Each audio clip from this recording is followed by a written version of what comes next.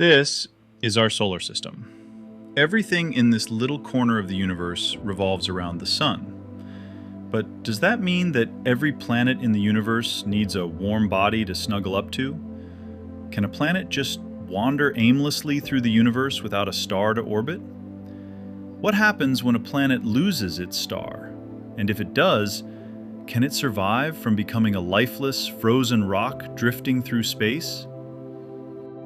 In 2000, astronomers detected the first signs of a free-floating world that orbited no star. They named such a category of planets as rogue planets. Then, researchers were more interested in finding more such planets. Till now, hundreds of rogue planets have been discovered.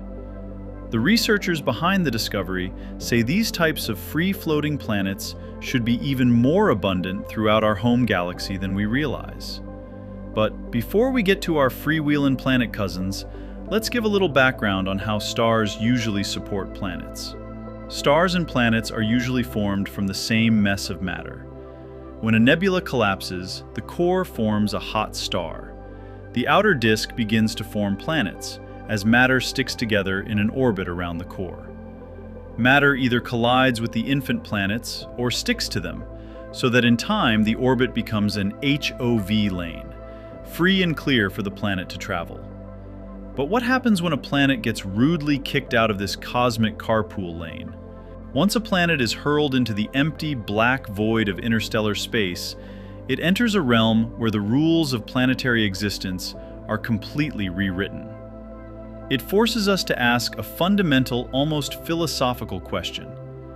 What does survival even mean for a planet when its lifeline is cut? To an astronomer, a planet survives simply by keeping its physical body intact. It doesn't dissolve or smash into pieces just because it loses its star. Rock stays rock, iron stays iron. But if we define survival by a planet's ability to maintain an active, dynamic identity, retaining an atmosphere, keeping a molten core beating, or harboring liquid water, then survival becomes a brutal, uphill battle against absolute zero. When a planet is cast out, the immediate consequence is a catastrophic thermal plunge. Without a host star to pump energy into its climate system, the surface temperature plummets to roughly minus 270 degrees Celsius. At this extreme threshold, the very air that once blanketed the world undergoes a terrifying transformation. Carbon dioxide, nitrogen, and oxygen drop below their freezing points and literally snow out of the sky, settling onto the surface as a brilliant, brittle glaze of exotic ice. The atmosphere collapses, leaving behind a vacuum as stark as the space surrounding it. Yet, survival is not entirely impossible. The key lies deep within. A planet's ultimate saving grace is its internal engine, the radioactive decay of isotopes like uranium, thorium, and potassium trapped within its mantle, alongside the residual primordial heat left over from its violent birth.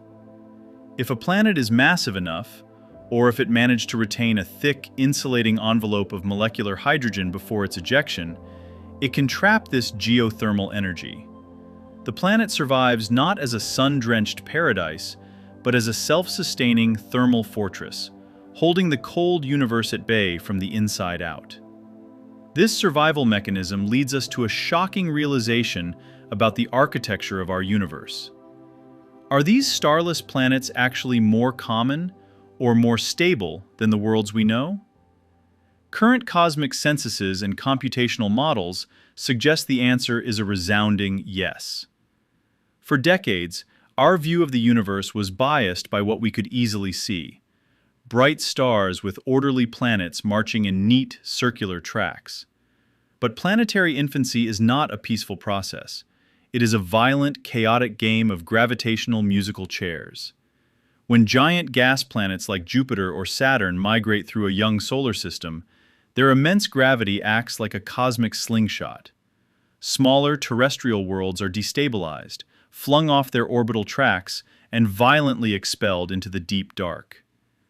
Astrophysics models indicate that for every giant gas planet, that settles into a stable orbit around a star, dozens of smaller, rocky planets are tossed out into the interstellar medium. Space is not an empty desert between rare oases of solar systems. It is teeming with these nomads. Astronomers now estimate that there could be trillions of rogue planets drifting through the Milky Way alone. In fact, they likely outnumber the stars in our galaxy by a factor of hundreds to one. The solar systems we considered normal are actually the elite, exclusive country clubs of the universe. The true baseline planetary experience is one of solitary drift. But does being more common translate to being more stable? In a strange, counterintuitive twist of celestial mechanics, rogue planets enjoy a level of long-term stability that starbound planets can only dream of.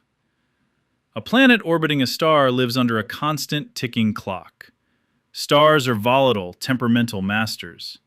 They emit devastating solar flares, undergo unpredictable shifts in luminosity, and eventually face a violent demise.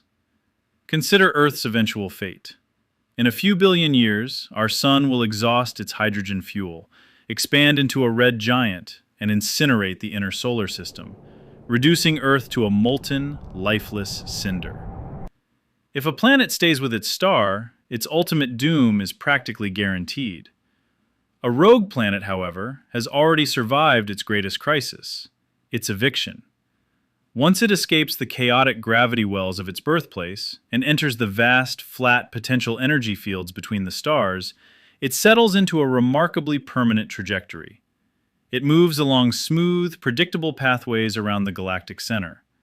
Without a star, it faces no solar winds to strip its remaining gases, no orbital perturbations from aggressive sibling planets, and no threat of stellar engulfment. It enters a state of frozen immortality.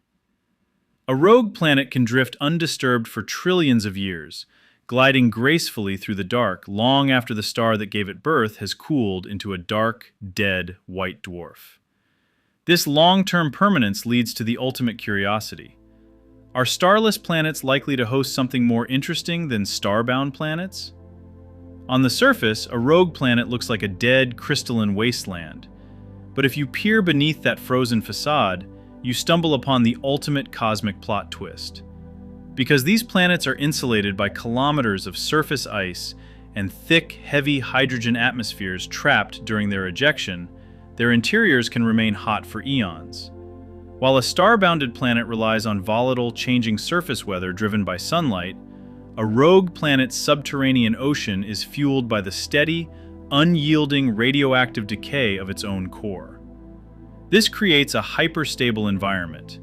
Underneath the ice, near hydrothermal vents blasting out chemical nutrients, life could evolve in total, unchanging darkness. Because these oceans are completely sealed off from the harsh radiation of the outside universe, they might actually be safer cradles for microbial life than surface oceans like Earth's.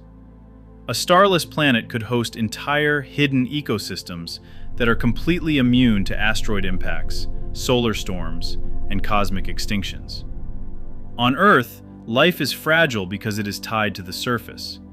A nearby supernova, a massive asteroid impact, or a sudden change in solar output can trigger a mass extinction event.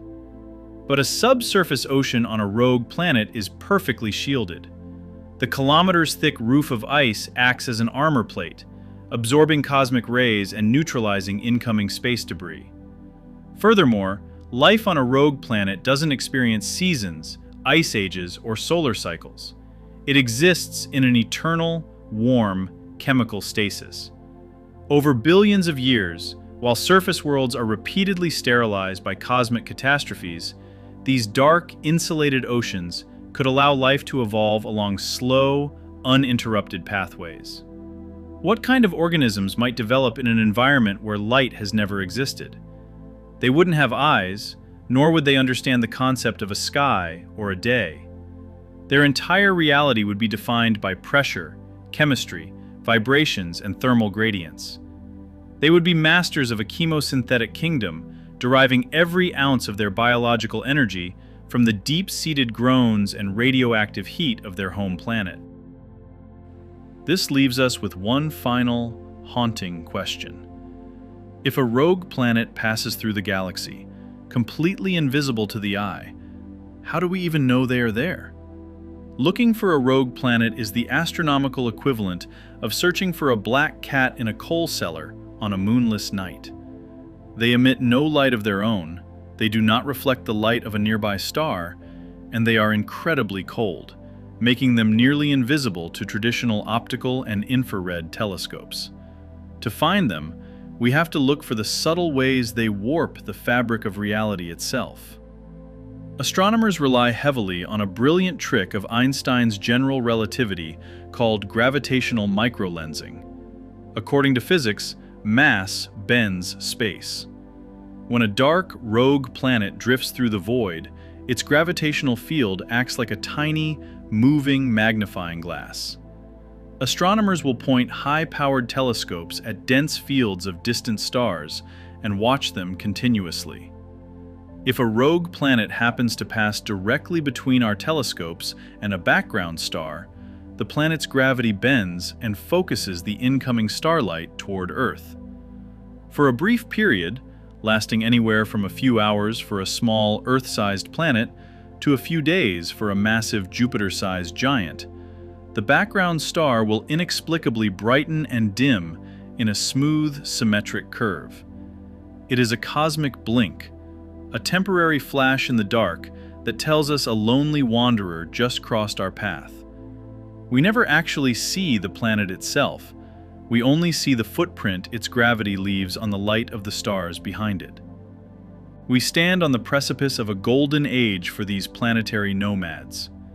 Dedicated space observatories, such as the Nancy Grace Roman Space Telescope, are specifically designed to scan the skies for these brief microlensing events. As our data grows, it reshapes our entire understanding of planetary formation. We are learning that our solar system is not the blueprint for the universe, but rather a rare, exceptionally lucky anomaly.